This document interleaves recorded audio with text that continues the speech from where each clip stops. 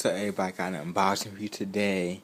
It's, as you can see, it's prototype for the ps3.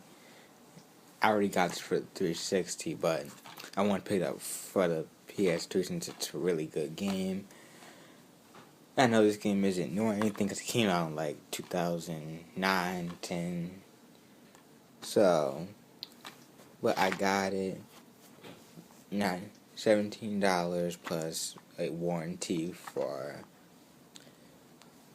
I don't know how long, but the warranty was $2, made $19. So here's the cover, prototype, shows Alex here. Then you have PlayStation, the logo, and for mature, Activision.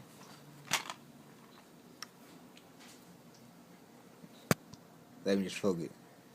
Then right here you have Become Anything, Change Everything. Shows some screenshots, shows actually his blade.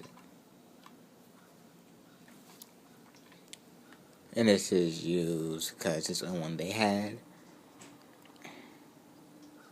In here we got trophy support, one player, requires 649 megabytes, not bad, and supports 720p. And inside we have the game, Blu-ray, PlayStation. Here's the warranty, the instruction booklet. See, that's all.